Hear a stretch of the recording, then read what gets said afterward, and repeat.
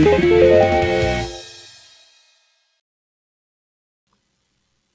right. Well, I just want to welcome everybody to the very first inaugural video podcast of the Melbourne Independent Filmmakers Festival. I am your host, and I have with me today the festival director and founder, Dr. Terry Cronin. Terry, welcome. Hey, Eric, thanks for having us. And I have, of course, Bill Williams, the technical director of the Melbourne Independent Filmmakers Festival. More than glad to be here.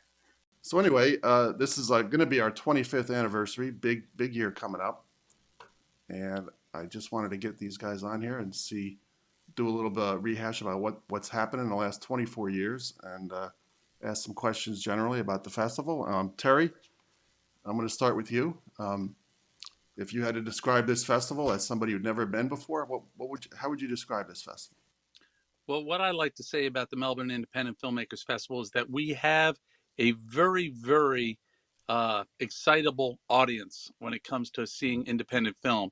I talk to many filmmakers, and they go to lots of festivals, and they always comment that our office is our audience is very engaged, interested, and responsive to their movies, where at other festivals they don't seem to have that. They almost play to an empty room, or they have very minimal interaction with the audience. So we have an incredible audience that seems to support the independent film community in our area, and it's a lot of fun. I think that's bottom line. If I was to use one word, Eric, I'd say fun. Yeah. It's we're going on 25 years. Did you possibly envision that when you started this? And no, and it seems like the blink of an eye. I'm a filmmaker myself, and I made a really neat kind of horror film that I thought was awesome. Looking back, it seems pretty horrible, but at the time, I thought I was making some kind of masterpiece, and I took it to a few festivals and was disappointed that it wasn't glamorous. It wasn't anything like I had envisioned.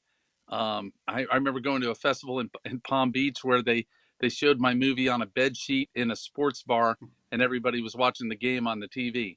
And so that was really disappointing. So I thought, and I I had a lot of friends who helped me with the movie, and so we all kind of put our heads together and say, wouldn't it be nice if we had a glamorous, wonderful festival in Melbourne that supported independent filmmakers and really became a destination for independent filmmakers, and the icing on the cake was, could we use it as a fundraiser for needed charities. And so that made us a little different as well, is that our festivals raised money for a lot of charities over the years, and that has led to a lot of goodwill from filmmakers, and we get films that a lot of festivals don't get, just because people know it's everything's going to a good cause and we're doing good work. Speaking of which, that would be the No Limits Academy, and this is their website right here. You can go there to see what they do for the community. It's really a wonderful charity. And how long have we had them now as our charity? Well, we've had them for several years, and they're a school for severely disabled children. And Bill Williams, he's been quietly sitting there during this interview. But if it wasn't for him, I don't think we would have gotten involved with No Limits. Bill, why don't you tell that story?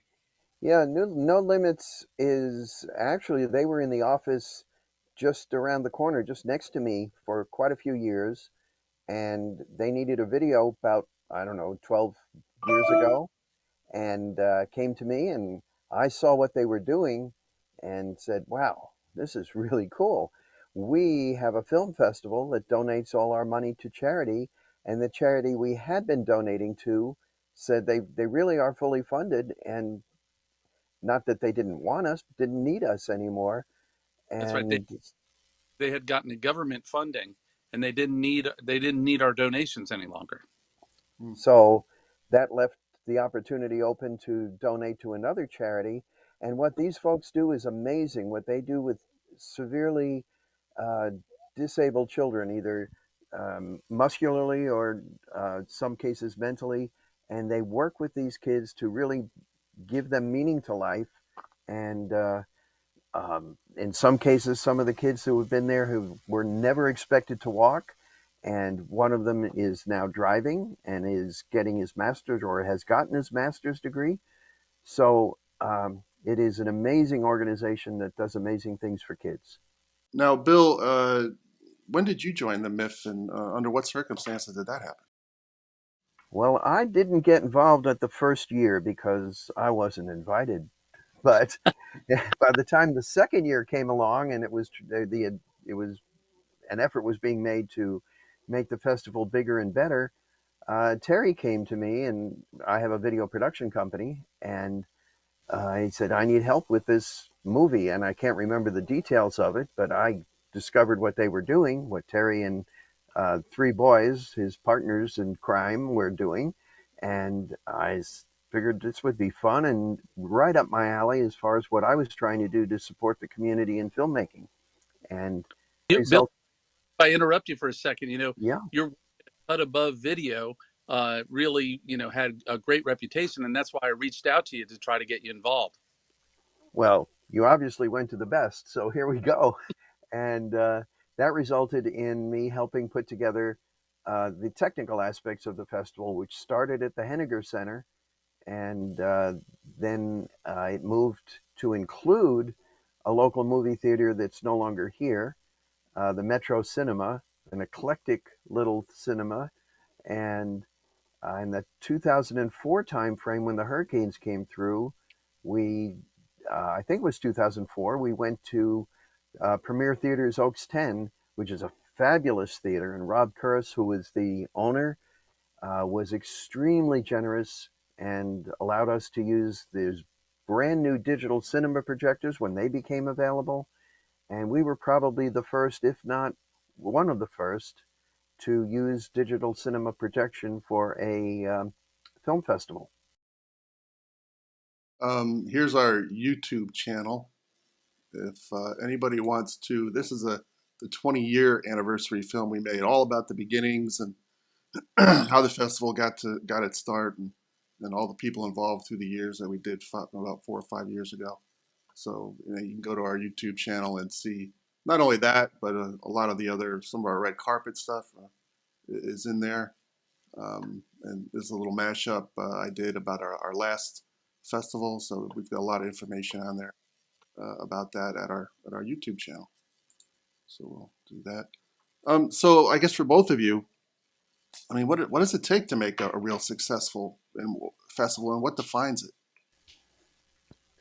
Uh, well, the first part is what Terry is most engaged with, which is promotion and drawing attention to it. So I'll let him speak about that because that is the most important part. Yeah, the technical part's important, and we do a very clean production, but without getting good films and letting people know about it, that there is no film festival. Well, you're right, Bill. We've been supported by the community in so many ways. We had a website run by Jeff Hall, and then we had a website by Sandy Granger Talby, and that website really makes us more of an international festival because the whole world can lock into our website. And it really wasn't until Erik, you got us involved in Film Freeway, that I think the doors blew off this thing, and we really became a worldwide festival where we get submissions from around the world. And the Florida Today has been supportive in promoting us, and Brevard Live magazine has been supportive, and I think all those things are important. On social media, we have a Facebook page that we promote on. We have a Twitter page we promote on. But, you know, as far as judging success, one of the things that I think is kind of cool now that we're moving into 25 years is that a lot of the people whose films we've shown have gone on to great success in Hollywood. And some of the people who've come to the festival have had careers that include, just recently last year we had Patrick Gallo, and he came to our festival as a relatively unknown with Paul Sullivan in a short film, and we had so much fun getting to know those guys. And then they ended up shooting a feature in Melbourne, and now to see Patrick Gallo on TV, you know, it's a really a thrill. and it's exciting to see people go on and make things of it. And a lot of filmmakers have had success and gotten distribution for their films, and those kind of things are really what I think we judge success by. Wasn't Timothy Chalamet in a film that Absolutely got right. His this? film was a film we showed at MIFF, and that was I'm blanking the title, but you're absolutely right, Yeah, Eric. yeah. And It another happened. really Yeah. generous thing that happened is Patrick Gallo came to our festival nearly 20 years ago, or about 20 years ago, Yep, and now he's kind of a name. He's out there, and he was very generous with his time and came came to back. our festival last year. Yeah, super cool. I think that's a good indication of a successful festival. They want to come back and they want to, they want to show their love for the festival. Yep. So here's the new website up here. Just scrolling through it a little bit. Anybody wants to check that out? We got submission requirements. We also have something we call the Tie Up Loose Ends Film Contest. I'm not going to go into the details on this right now, but it's all up there on the festival site. I put the URL up there, so you can go there and check that out anytime you want. I've got a blog that I'm going to be trying to update as often as I can, and we've got some other photos and other goodies there as well. So hopefully that'll work out. Let me get rid of that. Um, and they oh yeah. So we are taking submissions right now, and the early deadline is going to end March 6th, and that's $15 up until March 6th, and then it's up, I The believe. lowest cost film festival you will find anywhere, unless they're Isn't free. it though? Yeah, yeah.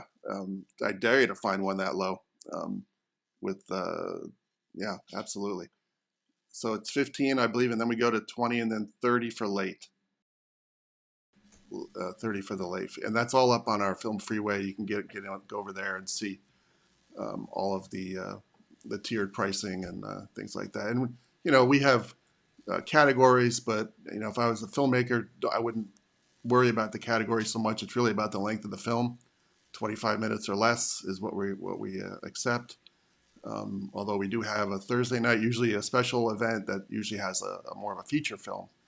90. Those are things that we've invited, Eric, because Right. in the past we used to receive tons of features. It was very hard for our group to go through all those features and give them the time necessary. And so we've moved more to being a short film festival with some invited features. Well, Terry mentioned that there was the bed sheet in a film festival he went to in a bar where no one was watching, and we have the most modern type of movie theater around, the ones that use modern digital projection, and we encode everything the same way Hollywood encodes their films. So when you see a film at the MIFF, you are seeing it in its best possible light, uh, with 5.1 audio, if you produced it that way, and real CinemaScope, if you produced it that way, through a real movie projector, the same system that Hollywood uses. So it looks and sounds the best it can possibly be. And And of course, Saturday morning is our Florida Filmmakers section, and it runs for about 3 hours. I know that's where one of my first films showed during that stretch. And you guys talk about that. What does that mean for a filmmaker to see your stuff up there on that big screen? and Bill, I get lots and lots of compliments about your hard work and how people will say their film has never looked better than it did at the MIFF. We do fix a few things along the way to make it better sometimes. Well, and that's something again. If you're thinking of submitting a film, go to the website. You can see the requirements and what it's going to require to make your film look the best as you submit it, and then Bill will step in and his team over at a Cut Above Video, Billy Both and him will do everything they can to make it look great. So, all right. Anything else? Did I miss anything? I don't Spread really. the spread the word. Tell your friends. Spread It's the a word. lot of fun, all for a good cause. And Absolutely. check out the YouTube page. Oh, There's and do some we good have videos there. a date for this for We do. 2023 yet? Is there? We do. Bill, do you happen to have that date on? I on do. right? I'm should have had that right on the top of my mind. It is October. Um, Starts October 5th, the evening of October 5th, which is a Thursday night. Runs the afternoon of Friday the 6th through the evening, late evening, and then picks up Saturday morning the 7th of October with Florida Filmmakers, and concludes with our final movies of the night in our VIP screening, which is open to everybody. It's not just VIPs, it's even you. And then an informal or perhaps formal after party. We haven't worked out the party yet. Great. Parte, parte. Yeah. Okay. All right. Well, I'm going to have to update the website. Make sure we get those dates on Erik, there. thank you so much for doing this. This is awesome. Yeah, it's great. Glad to Yeah. have you guys here. I hope to do another one, maybe one every month or so. We can get this going, and maybe I get Bill back here to talk more about the technical specs, and we'll go from there. All right. Well, thanks for your time, Very guys. good. Really Thank you. Thank appreciate you, it. Erik. Have a great All right, night. good.